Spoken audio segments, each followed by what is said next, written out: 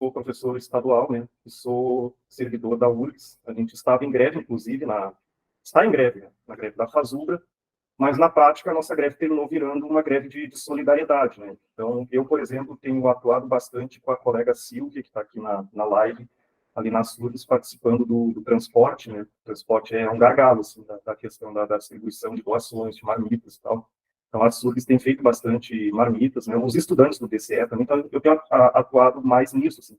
Mas também outras coisas que aparecem, assim, outras doações, a gente vai lá e faz. A gente foi na casa de uma aluna da nossa escola, estava recebendo pessoas que perderam tudo, assim, a gente fez contato com a Resplante do PSTU, onde a escola dela tem recebido refugiados e tem sido um dos principais pontos de coleta, assim. Então a gente entrou em contato com ela, pegou umas doações lá e levou para essa luta. Então a gente também tem essas atuações mais aleatórias. Eu quero começar, então, mostrando para vocês os dados que a Defesa Civil divulgou agora, meio-dia, para vocês terem uma ideia do que a gente está enfrentando aqui. Municípios afetados, 461. O Rio Grande do Sul tem 497 municípios, então significa que 93% dos municípios do Rio Grande do Sul foram afetados. Pessoas em abrigos, 77.202. Pessoas desalojadas, 540.188. A maioria das pessoas que estão desalojadas, elas estão em casa de parentes, de amigos. Pessoas afetadas, 2.304.433. Pessoas feridas, 806. Pessoas desaparecidas, 94. Óbitos confirmados, 155. Pessoas resgatadas, 82.666. Animais resgatados, 12.215. Esses números podem estar, e é bem provável que estejam abaixo do que realmente a gente está passando aí, tá? Toda essa situação, então, que a gente está passando, é um pouco difícil, né, no momento que a gente está passando isso, conseguir descrever, assim, de forma bem precisa, assim, o que a gente está passando. A gente está passando a situação e tentando enfrentar como pode, né, ajudar como pode, salvar vidas como pode, as pessoas aí que foram bastante afetadas, né, tentar se reconstruir depois como pode. É bem difícil falar, assim, sentimento. O que dá para dizer é que é um grande trauma, tanto individual quanto social. Então, do ponto de vista individual, a gente já não tem mais a relação com a chuva que a gente tinha antes. Então, antes, dava uma chuvinha, a gente, uma chuvinha boa, né, para dormir, para curtir um sofá, um vídeo em casa. Agora não, agora começa a chover, a gente se pergunta assim, quanto tempo vai chover? Quantos milímetros? Será que vai subir o rio? O que vai acontecer com essa chuva? E do ponto de vista social, a gente, né, tem no Rio Grande do Sul aqui os refugiados do clima. Nós já temos isso. Então, conversando com a maioria das pessoas que passaram por essa situação e perderam tudo, pergunta para elas se elas vão voltar para casa. A maioria diz que não vai voltar para onde morava, para a casa onde morava, para a cidade onde morava. Então, aqueles que têm um pouco mais de condições financeiras falam até em se mudar de estado, e aqueles com menos condições nesse momento estão na casa de amigos e parentes, não sabem exatamente o que vão fazer. Mas é um grande trauma, assim, que vai ficar provavelmente durante muito tempo aqui no Rio Grande do Sul. Dentro de tudo isso, nós tivemos pelo menos um ponto bem positivo, que é a questão da solidariedade. E aqui é importante destacar um elemento. Essa solidariedade, ela surge na classe trabalhadora, ela surge entre os de baixo, aqueles que estão perdendo as suas casas. E depois isso se espalha, assim, como se fosse um vírus, de forma incrível. E aí nós tivemos uma situação, né, nós estamos numa situação de, assim, não fazer nada ou não fazer nenhuma doação vai ficar muito chato para quem não fizer isso, quem não fizer nada.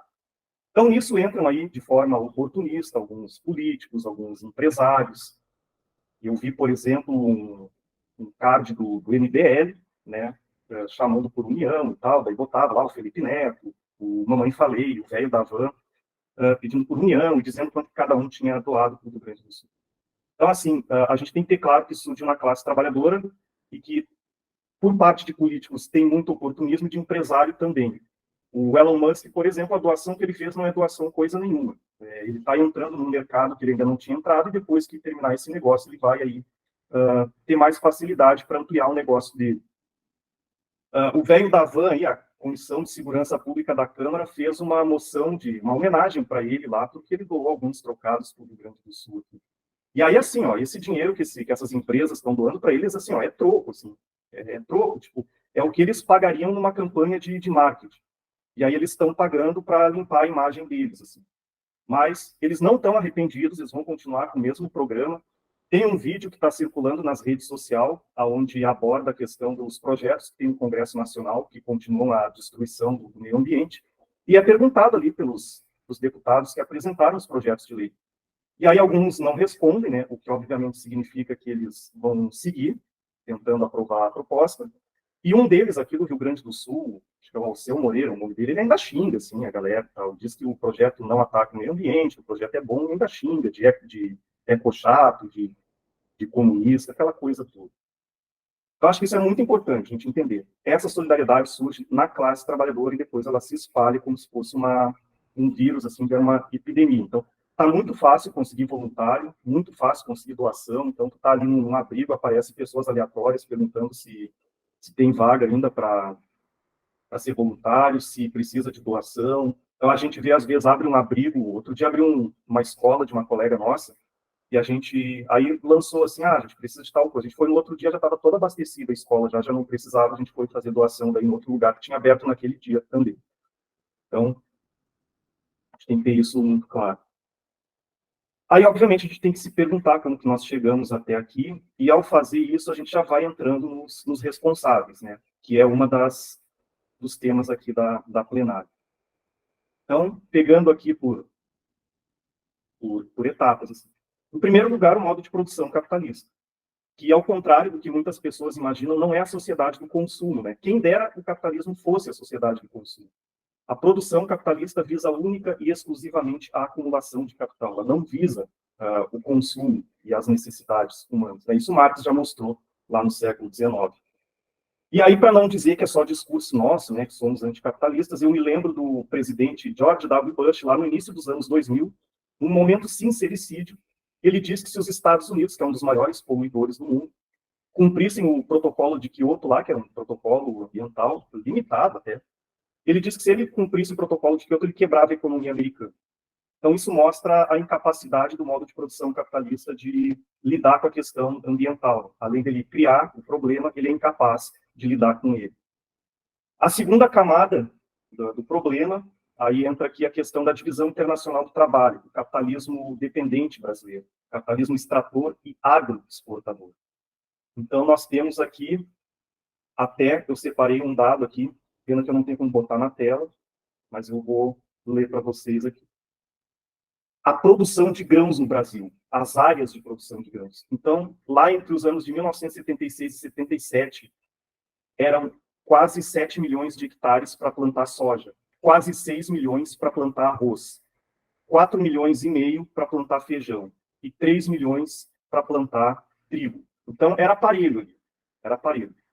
Em 2020, 2021, esse dado é da Conab, de 2021, a área plantada por soja chegou a 38.532.000, então decolou como um foguete, e os outros três ali, arroz, feijão e trigo, reduziu a área plantada. Então vejam, dos anos 70 para cá, aumentou a população brasileira e reduziu a área de grãos plantados.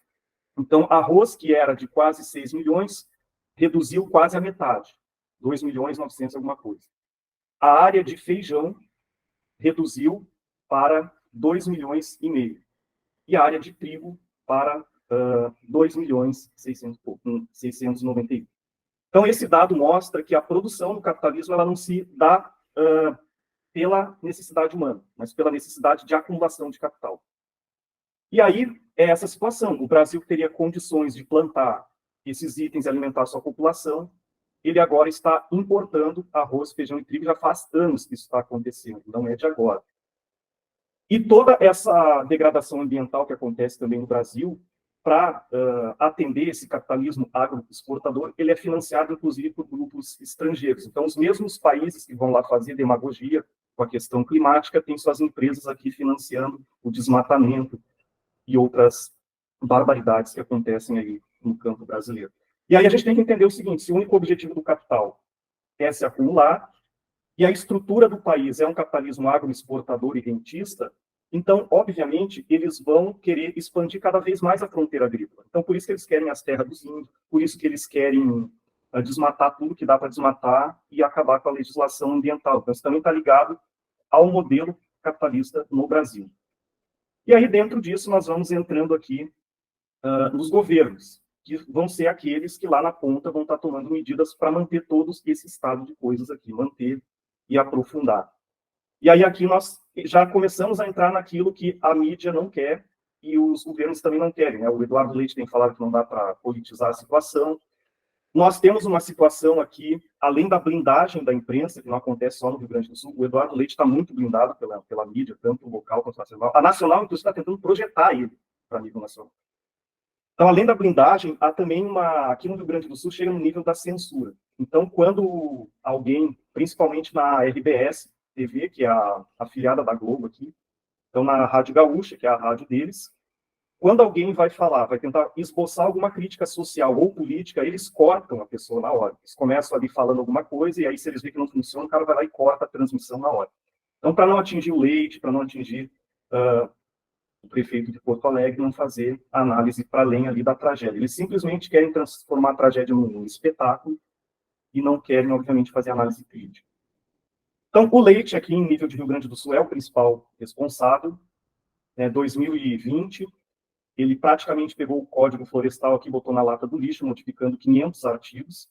E aí aqui a gente vê que essa direita dita limpinha, democrática, civilizada, em termos de ambientais, ela não atua de forma diferente do bolsonarismo. A única diferença é o discurso, né? O Salles, ele foi lá e falou em passar boiado. O Leite foi lá e jogou o Código Florestal na lata do lixo e diz que fez isso para proteger o meio ambiente. Então, teve essa proposta, teve essa medida absurda, teve sucessivos cortes de verbas de proteção ambiental, porque o Rio Grande do Sul vem, pelo menos desde 2020, passando por alguma catástrofe. E a resposta do governo Leite a isso é sempre, no ano seguinte, apresentar um orçamento menor. E aí aparece ali aqueles 50 mil para a defesa civil, que só não ficou nos 50 mil porque alguns deputados aqui fizeram emendas. Mas mesmo assim, mesmo com as emendas deles, no total do orçamento é 0,2% que foi destinado para a prevenção. Teve extinção de fundações aqui também, fundações que foram fechadas, e algumas com estudos na área ambiental. O governo Leite fez isso, o governo Sartori fez isso. A privatização das companhias, né, da CE e da Corsã, e aí agora tem todo um investimento de infraestrutura, que provavelmente eles não vão dar conta.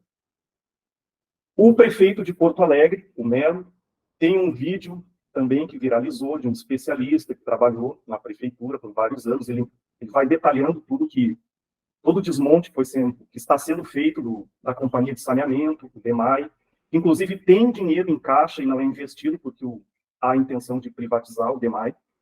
O Melo destinou apenas, em 2023, ele destinou 0 para prevenção. E o símbolo, assim, do que é a Prefeitura de Porto Alegre nesse desastre é o fato de se colocar sacos de areia lá no portão, lá do Cais Mauá, para não entrar. Saco de areia mesmo. Então, tipo, as máquinas ali sem manutenção, deixadas de lado, e se coloca sacos de areia. E aí também o Melo, durante o desastre, aí, algumas pérolas, eles dizendo para o pessoal de Porto Alegre ir para a praia, porque não ia ter como restabelecer o abastecimento de água. Ele deu uma entrevista sugerindo que o problema é das pessoas que moram em áreas de risco. Então, esse é o nível da coisa. Mas aí também a gente precisa falar do governo Lula, governo federal, que, né, com uma outra abordagem, também não tem contribuído aí para resolver, para reverter essa situação. Então, o orçamento de prevenção do governo federal em 2014 é de 1 bilhão 190 milhões. Isso representa, do governo federal, 0,03% do orçamento. O Leite, como comparativo, é 0,2%, que já é um absurdo. O do Lula, tu tem que acrescentar um 0 a mais depois da vírgula.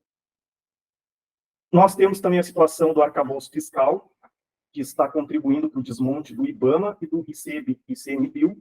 Então, o IBAMA, por exemplo, está 4 meses em greve. Há pouco tempo, os funcionários fizeram um vídeo denunciando as condições do barco que eles estão usando para fazer fiscalização. O barco quase estragou e deixou ele assim, no meio do rio.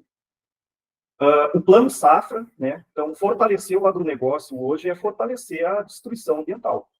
Porque o agronegócio, em 2002, foi responsável por 75% da emissão de gás carbônico no Brasil. A questão indígena também, o governo deixou a segurança dos Yanomamis, por exemplo, para os militares. Os militares estão junto com os garimpeiros. E aí os Yanomamis continuam lá sendo assassinados, tendo suas terras invadidas. Então essa é a responsabilidade também do governo federal. A questão da reconstrução, acho que é importante a gente comentar sobre isso, porque Basicamente, a intenção dos governos é privatizar o que der para privatizar, entregar o que der para entregar. O Eduardo Leite, por exemplo, ele já tinha privatizado as doações. Então, ele foi lá pedir PIX para a galera. As pessoas achavam que estavam fazendo PIX para o governo do Estado, e aí ele aparece numa entrevista dizendo que era um fundo lá que era gerenciado por empresas. Então, ele privatizou as doações já. E ontem saiu na imprensa que o secretário de privatização dele vai cuidar da reconstrução. Então, o objetivo do Leite é privatizar o que der para privatizar, o que não é surpresa nenhuma, sabendo o que é o caráter do governo dele. O prefeito de Porto Alegre, Sebastião Melo, vocês já devem ter ouvido falar aquela expressão, pegou ônibus lotado que é janelinha. Não sabem o que o Melo fez? Depois que os abrigos já estavam todos montados, todos prontos pela onda de solidariedade ali da nossa classe, ele foi lá e contratou uma empresa para administrar os abrigos, num contrato milionário. E aí o que a gente já descobriu? Que essa empresa ela está atuando com vários voluntários ao invés de contratar pessoas. Ela está sendo paga pela prefeitura de contratar pessoas. Então, como está uma barbada aqui conseguir voluntário, eles estão pegando voluntários e sendo pagos pela prefeitura. O Melo também já contratou uma consultoria americana para cuidar da reconstrução, uma consultoria que atuou em Nova Orleans, e lá eles, basicamente, a reconstrução deles foi pautada na privatização, então eles demitiram 7.500 professores, fecharam várias escolas e privatizaram o sistema de ensino. Outra questão também que apareceu ontem na imprensa é que o Melo pretende pegar as pessoas que estão no abrigos e levar para o Sambódromo de Porto Alegre, o que provavelmente também vai resultar em dinheiro para empresas. Sendo que Porto Alegre tem 100 mil imóveis vazios, tá? E, inclusive, se tem a ideia, o provável é que essas pessoas vão ficar embaixo de lonas, coisas assim. Hoje elas estão em ginásios, em escolas. Então, essa notícia absurda também saiu ontem aqui na imprensa local. O governo Lula, tá? Numa das primeiras visitas que ele fez aqui, ele apresentou a ideia de um PAC específico para o Rio Grande do Sul.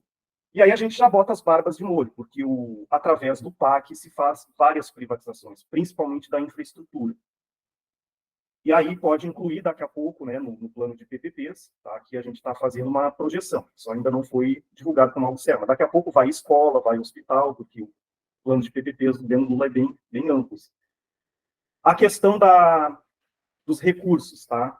Então, primeiro, a União, ela, obviamente, ela vai ter uma maior participação, porque os recursos no Brasil eles são centralizados na União, eles não são centralizados, não ficam muito nos estados e municípios. Então, obviamente, a União ela vai terminar tendo uma participação maior. Só que daqueles 50 bilhões que foram anunciados como ajuda para o Rio Grande do Sul, o economista David Decache, ele esmiuçou esses dados e ele mostrou que desses 50 bilhões, apenas 4 bilhões eram recursos novos na economia, que o resto eram recursos que já seriam utilizados, mas que foram adiantados. Então, 50 bilhões é muito mais propaganda do que realidade. O valor real é 4 bilhões. A suspensão temporária da dívida do Rio Grande do Sul, foi aprovada essa semana, ela é insuficiente, porque vai suspender por 3 anos, e aí também é uma situação objetiva, né? Como é que vai manter a cobrança de um Estado que não vai ter nem condições de pagar a dívida mesmo? Então, suspende por 3 anos e depois, 3 anos, volta a pagar. Só que a gente já sabe quais são as condições. A gente sabe que a dívida do Rio Grande do Sul já foi paga. Ela foi feita um acordo lá nos anos 90, no governo FHC, era em torno ali de 10 bilhões a dívida. Já tinha sido pago mais de 40 bilhões e a dívida só aumenta. A dívida está em quase 100 bilhões. Então, quer dizer, a suspensão temporária ela não é suficiente. E aí nós tivemos uma situação aí onde os bolsonaristas fizeram uma cama de gato para a Frente Popular. Eles apresentaram uma emenda para cancelar 3 anos de dívida do Rio Grande do Sul. E os deputados do PT, do PCdoB e do PSOL votaram contra a emenda. E agora os bolsonaristas estão denunciando eles, principalmente aqui no Rio Grande do Sul, os que votaram contra a emenda que eles apresentaram, dizendo que eles votaram contra o Rio Grande do Sul. E aí teve até uns deputados do PT se explicando, e a explicação deles é horrível. Então, basicamente, eles dizem 2 coisas, que para fazer essa suspensão que os bolsonaristas estavam propondo, teria que, primeiro, apontar fonte de recurso, o que é um argumento neoliberal, mas que está dentro do arcabouço fiscal que eles aprovaram no ano passado. E o segundo argumento é o de que teria que ser via emenda constitucional. Bom, mas aí esse problema seria fácil de resolver, né? Seria só a bancada desses partidos aí se reunir, apresentar uma emenda constitucional e chamar os bolsonaristas. Aí, se os bolsonaristas votassem contra, aí eles que denunciariam. Mas a gente também não está vendo nenhuma iniciativa deles nesse sentido. Então, a única coisa que terminou mostrando, por um lado, o oportunismo dos bolsonaristas, porque eles não defenderam o cancelamento definitivo, e quando o Bolsonaro foi presidente também não propôs nada disso, fez os estados aderirem ao regime de recuperação fiscal, que já tinha sido criado pelo Temer, e, por outro lado, a gente vê que o compromisso com o neoliberalismo do governo Lula e dessa sua base. Por fim, então, para encaminhar aqui, para já tentar ir encaminhando a minha fala, a gente tem que pensar num programa da classe trabalhadora para resolver a questão, porque a gente está vendo que o programa do capital vai ser tentar lucrar em cima do caos que ele mesmo criou. Inclusive, para o capital é muito interessante essas histórias de reconstrução. A gente viu isso, por exemplo, depois da Segunda Guerra Mundial, onde os capitalistas ganharam muito dinheiro com a reconstrução da Europa. Então, a gente defende o cancelamento definitivo da dívida pública. E por que a gente defende isso? Por que os revolucionários defendem isso? Porque o papel social da dívida pública no capitalismo é socializar aquilo que seria um prejuízo dos capitalistas. Então, o dinheiro que os bancos não emprestam vira dívida pública. E aí tem até alguns nomes curiosos, né, que eles botam para isso. Operações compromissadas, depósitos voluntários. Essa segunda foi aprovada no governo Bolsonaro. Então, o banco não empresta o dinheiro, esse dinheiro vira dívida pública, ele pega esses papéis e vende no mercado. Mas mesmo os capitalistas do chamado setor produtivo, eles também colocam dinheiro nos títulos da dívida para aumentar suas taxas de lucro. E aí, por isso que tem toda essa gritaria, que tem que cortar gasto, porque essas medidas de corte de gasto mantêm os títulos da dívida que eles têm valorizados. Então, obviamente, como socialista revolucionário, a gente não pode aceitar que a dívida dos capitalistas seja socializada. Então, por isso nós defendemos o cancelamento definitivo da dívida pública. Nós temos que defender também que as pessoas que foram atingidas pela tragédia também tenham suas dívidas canceladas para sempre. E aí as pessoas da classe trabalhadora, né? O velho da van que teve a loja dele aqui atingida, esse aí é um tramposo, ele tem que continuar pagando, sim. Agora, das pessoas humildes que perderam suas casas, perderam tudo, continuar cobrando alguma coisa dessas pessoas, querer reestruturar a dívida deles para o futuro, isso é uma sacanagem. Temos que defender também o fim do arcabouço fiscal de toda a legislação fiscal, lei de responsabilidade fiscal, que só serve para amarrar o orçamento e transferir recursos para a dívida. E aí é engraçado que o próprio Eduardo Leite teve que confessar isso, né? Ele passou anos dizendo que a saída era aderir ao regime de recuperação fiscal, criou um teto de gastos estadual, e aí depois que veio a catástrofe, aí ele teve que ir lá dizer publicamente que se o Rio Grande do Sul recebesse 10 bilhões, não teria como investir esse dinheiro por causa das leis fiscais. Só que as leis fiscais que ele apoia e fez. Que o Plano Safra deixe de financiar o agronegócio e financie apenas os camponeses, né, o que a gente tem chamado atualmente de agricultura familiar, e a agroecologia também. Nós defendemos também que seja criada uma plenária nacional dos movimentos sociais e sindicais para prestar solidariedade ao Rio Grande do Sul e também fazer essa luta contra os culpados. Então, é preciso fazer uma luta contra o Eduardo Leite agora, não dá para esperar 2026, porque ele vai tentar se cacifar em cima da tragédia para dizer que ele foi o cara que reconstruiu o Rio Grande do Sul. Reestatização da Vale, que é a questão do minério também, a mineração, já tivemos vários problemas, com vazamento, com movimento de barragem da Vale. A CE e a Corsã, que foram privatizadas, também têm que ser reestatizadas. As fundações que foram extintas precisam ser reabertas, a gente também tem que defender esse programa. Enfrentar os culpados, eu já falei aqui, tem base social para isso, saiu uma pesquisa há pouco tempo aí mostrando que 68% considerava o Eduardo Leite responsável, apesar de toda a blindagem da mídia burguesa. E tudo isso tendo em vista um horizonte, né? Um horizonte onde a gente busca uma nova forma de sociedade, um governo dos trabalhadores, um modelo socialista. Porque o que nós vimos também nessa solidariedade toda aqui no Rio Grande do Sul é o potencial que a classe trabalhadora tem quando ela se organiza e se mobiliza. Inclusive contrariando alguns discursos da direita, que em situações assim imperaria o caos, o homem como lobo do homem. Tem essas situações também, mas em muito menor escala.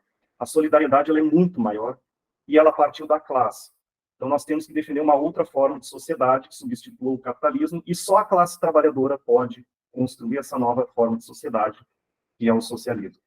Encerro por aqui, e agradeço aí o espaço